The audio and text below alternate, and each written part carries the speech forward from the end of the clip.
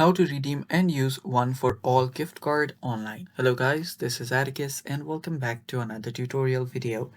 In today's video, I'll teach you guys how you can redeem One4All gift cards and use it online. So let's get started.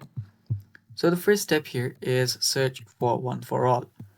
After you search for One4All, head over to the website. You can directly go to one4all.com as well and make sure that you're logged in into your account. After you do that, you can scroll down until you find retailers. So here you will see retailers section. You can tap on view retailers and there you should see this option that says this red cursor mark.